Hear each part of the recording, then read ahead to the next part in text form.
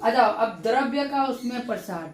अब द्रव्य में क्या होता है, ध्यान से समझो, कुछ बात बताते हैं। द्रव्य का तापक्रम बढ़ाएंगे तो उसका आयतन भी बढ़ेगा। कैसे पता चला सर? सिंपल सा बात है यार, पानी का बोतल लो, आधा थोड़ा सा भरो, थोड़ा सा मतलब पूरा तक भर दो, थोड़ा सा जगह खाली छोड़ दो, अब उसको गर्म करो, पता चलेगा पानी धीरे धीरे ऊपर उठ गया। ये होता है, करके देख सकता है, ठीक है। तो तापक्रम बढ़ाते हैं तो उसका आयतन भी क्या होता है, बढ़ता है। लेकिन मजेदार बात क्या पता है, 0 डिग्री सेल्सियस से 4 डिग्री सेल्सियस तक, यानी बर्फ को जब हम गर्म करेंगे तो उसका आयतन बढ़ेगा नहीं, उसका आयतन कमेगा।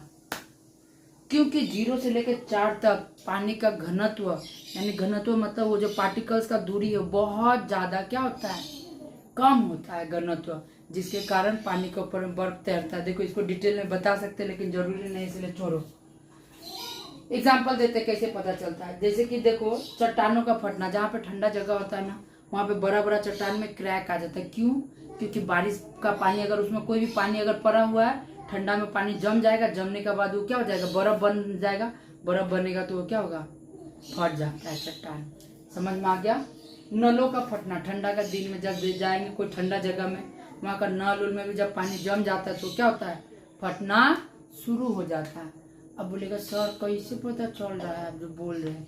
तो 0 से लेकर पहले तो 0 डिग्री पे तो बर्फ बनता है, यानी टेम्परेचर और कम करेंगे तो वो ज्यादा क्या होगा, सिकुड़ेगा, कंडेंस्ड होगा। कंडेंस होगा, बर्फ का फॉर्म करेगा तो ऑटोमेटिक क्या होगा, फटेगा। पौधों के अंदर में जाइलम और फ्लोएम होता है, उसमें भी पानी होता है। तो ठंडा होके दिन में देखना वो सब जगह का गाछ उछ फटा फटा रहेगा, तो जाइलम और फ्लोएम में भी पानी जम जाता है तो वो भी फट जाता है। ये सब जरूरी नहीं है। मेन यहाँ है कि ये 2 प्रकार होता है, आभासी प्रसार गुणांक और होता है वास्तविक प्रसार गुणांक। सिंपल में बताते डेफिनेशन। मान लो एक लोटा लिए, लोटा भूरे जाने वाला लोटा, ठीक है। उस लोटा में हम क्या किए, पानी को गर्म कर रहे हैं। अब गर्म होने के बाद फैला, मान लो कितना फैला मेरे को पता नहीं, बस वो फैल गया, छोड़ दिए, तो इसको हम लोग बोलते हैं आभासी प्रसार गुणांक, या तो आभासी प्रसार बोलते हैं। जब हम मेजरमेंट करते हैं तो ध्यान नहीं देते कि कितना बड़ा है। समझ में आ गया बात? जब गर्म कर रहे हैं तो बस हमको इतना पता चल रहा है कि वो फैल रहा है, कितना फैला, कितना आयतन बढ़ा नहीं पता किए। तो इस प्रकार का प्रसार को बोलेंगे आभासी प्रसार, एपरेंट क्या बोलते हैं, एक्सपेंशन।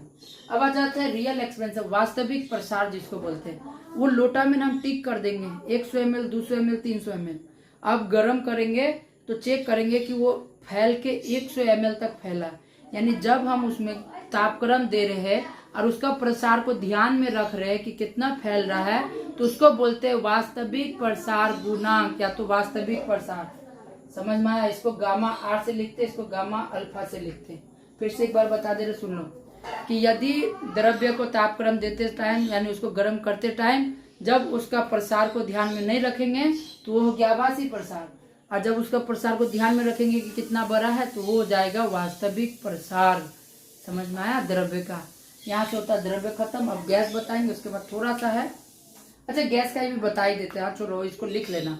गैस में ना, गैस को गर्म करते हैं तो वो भी फैलता है। जैसे चैप्टर 2 में बताए थे, बलून गर्म होता है तो वो क्या होता है, फैलता है। एग्जाम्पल में कुछ बोल दे रहे, तो यह भी लिख लेना। गैस में गैस को गर्म करेंगे तो फैलेगा, गैस को ठंडा करेंगे तो सिकुड़ेगा। बलून ले लेना, फूंक लेना, फ्रिज के अंदर में ठूस देना, अब वो ठंडा होगा तो बलून सिकुड़ के पूंग हो जाएगा। फिर धूप में ले जाओ, फिर से मोटका हो जाएगा। समझ में आया बात? फिर फूल जाएगा। धूप लगते साथ गर्म होगा तो वो अपना साइज में आ जाएगा। यानी गर्म करने से गैस फैला, ठंडा करने से गैस सिकुड़ा। इसी को बोलेंगे गैस का ऊष्मीय प्रसार। सिंपल सा बात। एग्जाम्पल, जैसे दूध में उफान आना। अब दूध में उफान क्यों आता है? तो सबसे पहले तो ये समझो, दूध के ऊपर में स्टार्च का एक लेयर बन जाता है, जो ये क्या बोलते हैं, क्या बोलते हैं, छेना है ना, वो लेयर बन जाता है। अब लेयर को तो निकलना है, अंदर से क्या बोलते हैं, गैस जो है वो गर्म हो रहा है तो वो तो फैलेगा, और वो फैलना चाहता, वो जो लेयर है उसको निकलने नहीं दे रहा, इसीलिए वो उफान मार देता है। जैसे पुटुक करके, चम्मच से पुचुक करके मारेंगे, पुचुक करके फिर दब जाएगा नीचे तक, फिर चम्मच से घूर लो, फिर आराम से गोल गोल करके गर्म होगा। समझ में आया बात? दूसरा है, स्कूल में देखना कि गर्म का दिन में टायर बुरुम बुरुम करके आवाज करता है, तो कोई कोच का हवा भर देता है पूरा, और उड़ के जाएंगे। अरे सुनो, तो हवा भर देता है पूरा, तो क्या होता है, टायर में फैलने के लिए जगह ही नहीं बचता है, तो वो फूट जाता है। समझ में आया बात? समझ में आ रहा है कि नहीं आ रहा है? चैप्टर के एंड पॉइंट पे देखो, इस चैप्टर से ज्यादा क्वेश्चन आता नहीं है। एक 3 मार्क्स में आएगा, एक 1 मार्क्स में आएगा। 3 मार्क्स का बता चुके हैं जो आए। हम जो बता रहे ना, तुम लोग बिलीव नहीं करेगा। क्वेश्चन पेपर निकाल लो 8 साल का, और तुमको ये 10-15 मिनट का वीडियो अगर तुमको छोटा लग रहा है ना, तुम 8 साल 2017 से लेकर 24 तक का क्वेश्चन पेपर छान लो। अगर तुमको 80% क्वेश्चन नहीं मिला तो फिर कमेंट करो कि नहीं मिला सर, आपका बात झूठ है, पढ़ाएंगे ही नहीं यूट्यूब में। एक बार अगर बस ईमानदारी से कमेंट करना, इन्हें कि देखा होगा कुछ नहीं, होश और नहीं है, छोड़ दीजिए, करेंगे भी नहीं। ईमानदार बच्चा करो, और फिर बोलो कि सर नहीं मिल रहा क्वेश्चन, फिर मान जाएंगे, बंद कर देंगे अपना चैनल। जाओ, इतना बोल रहे। सुनो, अब आ जाते हैं उष्मा का स्थानांतरण में। तो उष्मा का स्थानांतरण सिंपल सा बात है। जो हीट जो है एक जगह से दूसरे जगह तक जाने को ही हम लोग क्या बोलेंगे, उष्मा का स्थानांतरण। उष्मा का एक वस्तु से दूसरा वस्तु में परिवहन को जाने को ही हम लोग क्या बोलते हैं, उष्मा का स्थानांतरण। सॉरी। अब सुनो, उष्मा का स्थानांतरण, बोले ला नहीं कर।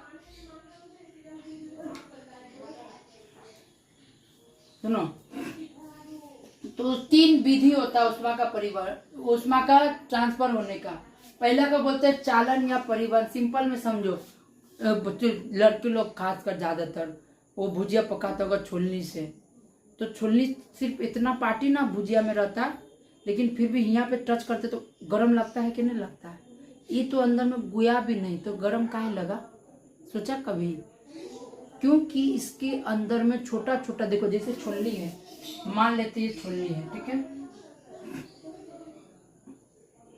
ये छोलनी है, ये इसमें ना छोटा छोटा पार्टिकल्स होता है। हम थोड़ा बड़ा बड़ा बना रहे हैं, इसमें ऐसे करके पार्टिकल्स होता है बहुत छोटा छोटा, एक दूसरे से ना चिपका होता है। तो ये गर्म होगा तो बोलेगा हम गर्म हुए, मेरा बर्दाश्त नहीं, तू वो हो, तो उसको भी सटा देगा। ये गर्म होगा, फिर ये गर्म होगा, ये गर्म हुआ, इसको किया, इसको किया, इसको किया, इसको किया।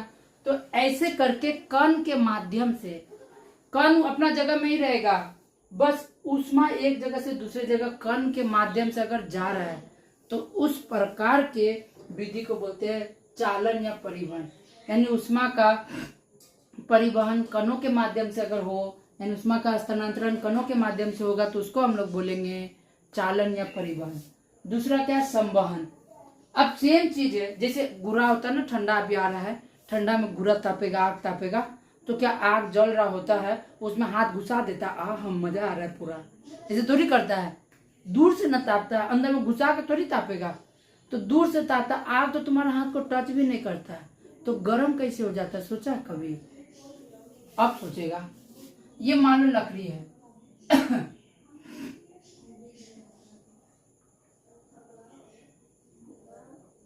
ये मान लो लकड़ी है, यहाँ पे आग जला रहे हैं, तो ये आग जल रहा है, तो ये आग क्या करता, ऊपर में जो पार्टिकल्स है हवा में, एनवायरनमेंट में, वो पार्टिकल को गर्म कर देता है आग से ये पार्टिकल गर्म हुआ, फिर ये पार्टिकल हमारे हाथों तक आ जाता है। अब हाथ में पार्टिकल आ जाता है, तब हमको गर्मी महसूस होता है।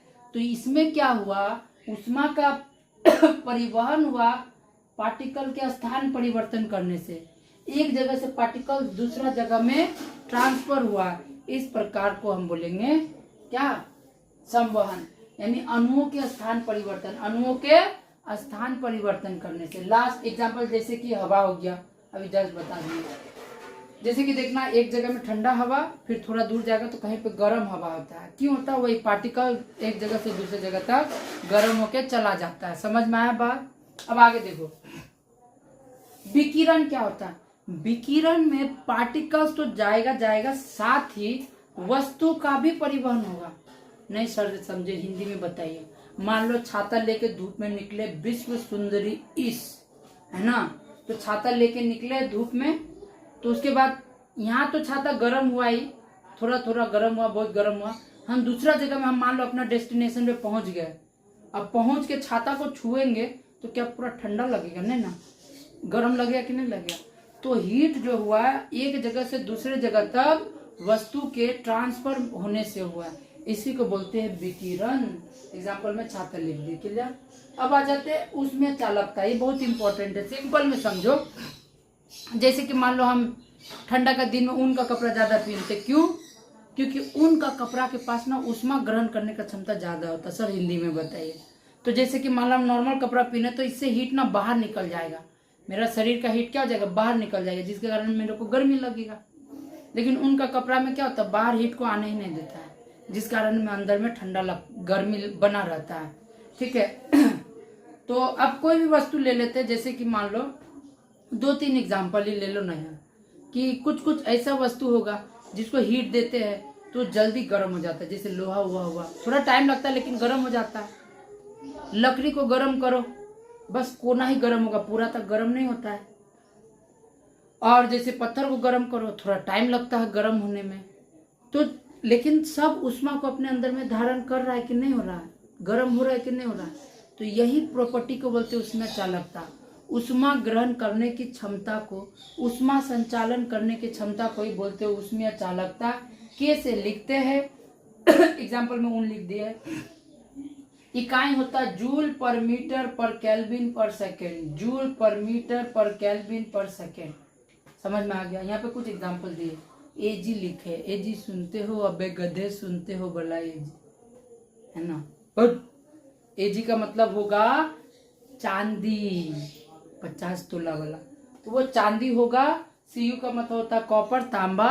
एल्युमिनियम का मतलब होता है वही एल्युमिनियम, समझ जाता है। तो एजी में यानी चांदी में उष्मा ज्यादा ग्रहण करने का क्षमता होता है।